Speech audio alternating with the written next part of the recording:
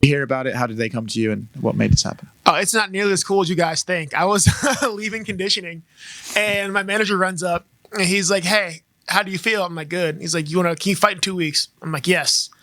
And he's like, "You want to fight in England in 2 weeks?" I'm like, "Sure." Who are we fighting? And he's like, "Oh, Jack Hermansson." And I was like, "Yeah, I feel fine. Got nothing else going on. Like, let's do it." When you look at the fight itself, is there any part of you that thought, you know what, this is a tricky fight. It's in another country. There's jet lag to consider. Any part of you think no? I literally said yes before I knew I was fighting Jack Hermansson, because my first actual question was, what are they paying me? And once he said that, and I was like, okay, like I was already in.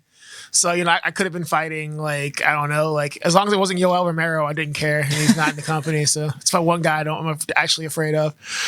But it's a tricky fight, sure. But, I mean, what's the worst that happens, guys? I lose. I'm like, okay, I've got 8 losses on my record. Like, I'm not really worried about that. So they pay me a bunch of money. I get to come to England. I get to fight in O2. So, like, why would I say no? Without getting into specifics, how much more are you getting for this one than like your last fight, percentage-wise? I've at least doubled my pay. Like, probably more than double my pay. Like, yeah. What's not to love? Yeah, like, why not? Yeah. How do you see the fight playing out? When you say it's a tricky opponent, what exactly do you see him bringing to it, and how do you deal with it? The way I describe Jack is a very opportunistic fighter. I feel like there's never, his base plan is to get the takedown, but what he does with it and how he gets it is more whatever he can latch onto, as opposed to having like a set path to victory. So, the Joker nickname fits, man. He's very random. He's very unpredictable. So that's a bit of a thing you can't plan for. But at the end of the day, it's kind of lucky, because my game plan's always pretty easy and straightforward. Keep punching you until I win or until the bell rings. So, it's a solid plan. Yeah, like, what else am I going to do? I'm just going to keep punching him and just try to hit him. Thank you. Chris. You were up against an elite grappler last time out in Rodolfo Vieira, and you had sort of a floor is lava approach to the grappling exchanges. Are you going to be a little bit more willing to go to the ground against Jack, who he's kind of got sneaky good submissions, but maybe he's not renowned as being as elite on the mat as Vieira? I mean, I still kind of want to play the floor is lava, because I'm very, very, very confident in my submission defense. I've got like 1 submission loss in 40 fights, and that was 10 years ago. I'm very, very hard to submit, but also Jack Hermansson's way more comfortable punching you in the face on the ground. And like, there's no point in getting involved in that. I don't want to play that game with him. Like we said, I think Vieira is probably the most decorated grappler in the division, or like maybe in the company at this point. But I think Jack's a little bit more much more experienced as a fighter, and like I said, man, he's opportunistic. The Joker moniker fits. You don't know what he's gonna do. There's less of a plan and more. He's just like, I got this giant bag of one trick ponies, and I'll just keep doing it until something wins. So we'll still play the floor is lava, but I think he's a better wrestler than Vieira, so it's a bigger risk.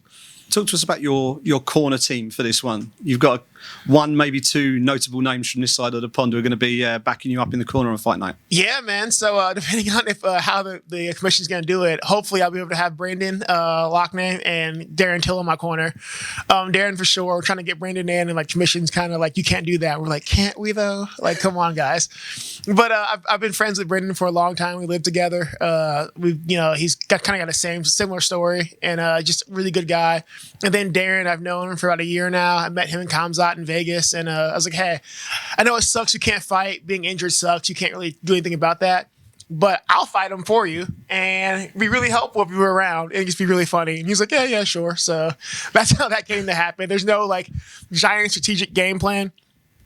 Afterwards, I'm like, okay, it is kind of cool. You do have like knowledge of it. But my initial thought was this would be funny as hell if Darren Till was in my corner.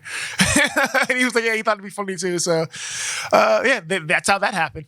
Last one from me. And it's not about this fight. It's about a fight that happened a couple of weeks ago. I spoke to you on Radio Row in Vegas about Sean Strickland and the tactics that he may or may not adopt for that fight. Didn't I call? Like, I was like, we don't really know. Like, we know how he can win, but we don't know what Sean's actually going to do, because he's a crazy person. So how has the unpacking of that result been in terms of the team, and how you guys have sort of gone through that, and what's been the reaction within the team? There's no unpacking as a team, because we all knew, like, okay, like Sean knows how to win this fight. but everyone in Extreme Couture is like 50-50 shot. He comes out here and just decides to kickbox. So we were all aware. It sucks to see your teammate lose, but Sean's aware that like he did this Sean Strickland's way. And like I told people, guys, like at the end of the day, you can't stop Sean from being Sean. And easy way to win that fight, but he's like, I'm not gonna allow my pride to allow people to say I ran from him or was scared. So Sean fought the way he wanted to. So it sucks to see your friends lose, but he accepts it. He knows what happened. It is what it is. Chris, just going off of that, of course, Sean fought Hermansson before. So has he given you any advice? What's the preparation been like with him in the run up to this fight? It was really helpful. He fought Hermansson. And the fun part of that fight was I was one of the even though I'm 5'10", I was one of the Jack Hermansson stand-ins. So I had to spend a few, like 2 weeks learning how to be Jack Hermansson and like certain entries and whatnot. So I feel like I know Jack pretty well at this point. Like we're going to have a conversation. I know like, his likes and dislikes, like, like what he wants for dinner. So that's useful. And then, it's always nice to have a guy who's fought somebody like around, just like, like this is what we're looking for. This is what I had trouble with. Me and Sean are very different fighters, but there's kind of some overlap, and like we've trained together for 6 years now, I think. So there's a little bit of overlap. It's been helpful to just have that. Sean's actually pretty good at pretending to be anyone in training. Like he's very malleable style wise. So it's just been really good for me, really good for my mental. And just, we had 2 weeks to prepare against the guy who fought him. So if there's a best case scenario, that's probably it. Did that give you then extra confidence? Was that easier to say yes to this fight, knowing that you've kind of prepared for him already before with Sean? I hadn't even thought. So here's the thing, guys, like, especially around like 12 o'clock p.m., I'm mostly useless to people. It's like my siesta time. I have to nap. So when I took the fight, I hadn't even thought about like, holy hell, I've been Jack Hermansson for like months before, whatever. Hadn't even occurred to me until like later that night. I was like, oh, I went back to watch a video. And I'm like, oh yeah, I've been Jack. Like, so somehow I forgot all of that initially until later that night. And I was like, oh, I did prepare for this. So I don't know, man. It's a fight. Like, I don't think I really need that much like confidence from the outside to do it. It's a fight. Like, I'm not afraid to fight. I like fighting. There's no fear. I've got 8 losses on my record, so there's no fear of losing. I've lost before. I'll probably lose again before it's all said and done. So you don't really have to hold my hand to get me to fight. I just like fighting. And Hermansson has been or was training with Khamzat Chimaev in the run up to this fight. Do you pay much attention to that? Do you read into that at all? No, I've trained with some of the best people in the world. I too have trained with Khamzat when he was in Vegas. Okay, it's cool. It's useful. Like, yeah, that's how we get better. But at the end of the day, unless they plan on jumping me, I don't really think it matters. And last one from me. What do you think a win does here for your career? That's kind of the one that's crazy for me, man. I haven't really thought. I've tried to avoid thinking about what comes next after this, but it's weird because people have pointed out, like, hey, if you win this fight, you can be like 1 or 2 fights away from a title shot. And that's just something I've never actually thought about. I've never once thought about it. It's never crossed my mind. I've never given myself the leeway to dream that far ahead. You dream a step at a time. So that's kind of interesting, man. Like, I don't know. A win now puts me... Let me back up for 1 second. My goal, and I've always said, my goal in fighting was to go as far as I can go. I never said I want to be a world champion. I want to be this guy. My goal's always been to go as far as I can go. Like, for my own personal sake. And for me, I can't quit before I got there because I had to justify the sacrifice that I've made and the people around me have made. So my goal's always been to go as far as I can go. And I think winning against Jack puts me in line to see just how far I can go. Puts me very close to the top. And that's more important to me than anything else. Just being close to the top and seeing, like, like how close to the ceiling am I going to be able to get. Hey, Chris, right over here. Chris, I want You're to not expand. British. I know, right? Are you British? No. Okay, I'm like, do I know? I've seen you before, haven't I? We've talked, haven't we? Yeah, we played the game at Radio Row. God, yeah, okay, all right. I'm like, oh, you're not British at all. What's going on here? I know, I had a long flight. Chris, less than 12 months ago from Fight Night, regional scene, and now several fights into the UFC, you've built up a fan following because of the way you've taken the fights, because of the matchups and everything. How do you describe these last 12 months for you? These last 12 months have been very exciting, but much the same. It's exciting because I've always wanted to be like in the UFC. My goal was to always get here and to see as far as I can go as far as I can go. And I've had things go wrong at every turn to prevent me from getting to this point. And to finally be there is one thing. But after that, not only am I here, I'm 3-0. There are people who like me out there, which is interesting. Like, that's new to me, and a lot of fan support. And it's been insane, man. Like, now I'm a co-main event on a card in England, so it's been a crazy 12 months. But at the same time, nothing really has changed for me as a person. I still drive the same piece of shit car, even though I've got a lot more money in the bank. I get up, I go to the gym, I go home, I play games, I sleep. I'm not doing anything new.